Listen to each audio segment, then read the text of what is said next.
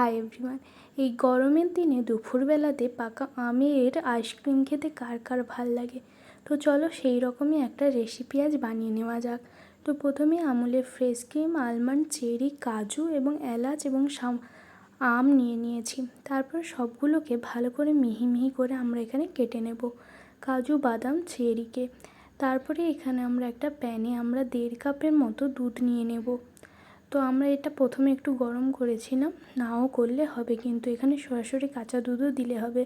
তো আমরা এখানে 1.5 কাপ দুধ দিয়ে দিয়েছিলাম। তারপর ভালো করে এটাকে কিন্তু নেড়ে নিতে হবে। হালকা হালকা একটু দুধটা গরম হয়ে গেলে আমরা এখানে দিয়ে দেব আমুলের ফেস ক্রিম। তো একসাথে এটা দেব না, আমরা কিন্তু একটু মেজারমেন্ট করে এখানে দিতে হবে। তো একটু একটু করে তোমরা সবাই দেবে। প্রথমে পরিমাপটা না বুঝতে পারলে আমি এখানে কতটা দেবো আমি জানি, তাই জন্য একই সাথে দিয়ে দিয়েছি।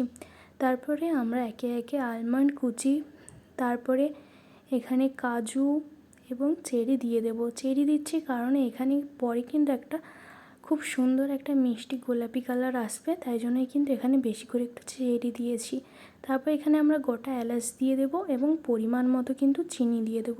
তো চিনিটা আমের ওপরেই কিন্তু নির্ভর করবে, আমটা যতটা মিষ্টি হবে চিনি কিন্তু ততটাই কম দিতে হবে। তো আমাদের এখানে আমটা ঠিক বেশি টকও নয়, বেশি মিষ্টিও নয়, সেই পরিমাণ দিয়ে দিয়েছিলাম। এখন দেখতে পাচ্ছ কেমন গোলাপি রঙ হয়েছে, কিন্তু মাঝে মাঝে নাড়তে হবে যাতে না নিচে বসে যায়।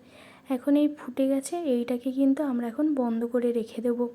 পরে দেখতে পাচ্ছ যে এরকম হয়ে গেছে। আমারটা একটু বেশি ওভার টাইম রেখে দিয়েছিলাম, কিন্তু তোমরা সঙ্গে সঙ্গে এটা আমের মধ্যে দিয়ে দিলে কিন্তু এরকম হবে না। তারপর এখানে আমি আমের ভিতর দিয়ে আঁটিটা বার করে নিচ্ছি, দেখতে পাচ্ছ।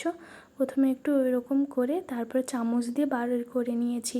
তো ভেতরটা পুরো ক্লিয়ার হয়ে গেছে। তারপরে আমরা যেটা বানিয়ে নিয়েছিলাম সেটা কিন্তু আমের ভেতরেই দিয়ে দেবো। আমার এখানে 2টো আমে হয়েছে।